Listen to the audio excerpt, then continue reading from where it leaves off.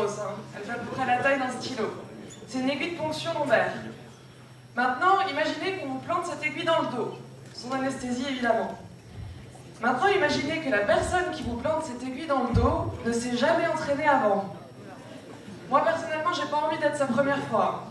Parce que moins il est entraîné, plus c'est douloureux, et plus il y a des risques de complications qui vont suivre. Aïe. Et oui. Nous, avec Simencare, on a la solution.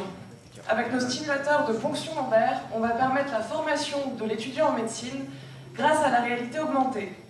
Simencare, c'est la simulation haute fidélité, à prix abordable, évidemment. Et donc maintenant, vous allez avoir l'immense honneur d'assister en avant-première mondiale à la première ponction lombaire en réalité augmentée.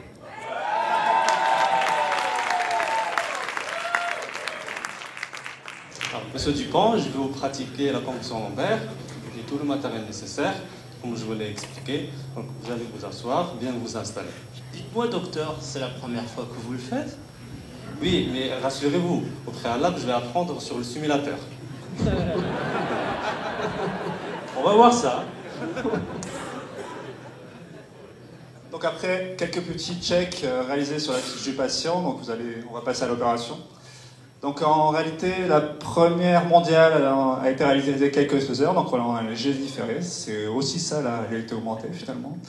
Donc chez Simencare, on a voulu remettre le patient au cœur du simulateur pour que l'apprentissage du geste médical ne se fasse plus sans une prise en charge humaine du patient.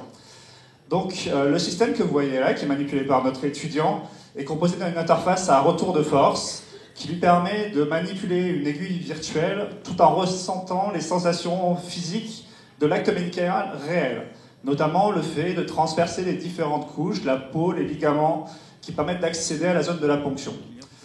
Associé à cette interface, il y a une simulation biomécanique interactive. En gros, ça permet de reproduire le comportement des organes de notre cobaye. Et ça, on le recale en réalité augmentée sur le dos ici de notre patient. Alors à travers une tablette par exemple, c'est ce qu'on a fait durant le hackathon, mais ça peut être aussi à travers un casque type HoloLens. Ça se substitue en fait à notre cobaye pour tout ce qui est invasif, sans risque pour lui et sans intérêt sans santé. Donc globalement, notre étudiant, il est en train de s'entraîner sans risque, il fait des erreurs, il peut observer sur le patient les conséquences de ses erreurs et passer à améliorer son apprentissage. Donc vous l'avez vu, Simencare c'est vraiment génial, ça permet de recréer un environnement immersif, d'avoir des réactions patients réalistes et de suivre la progression de l'étudiant.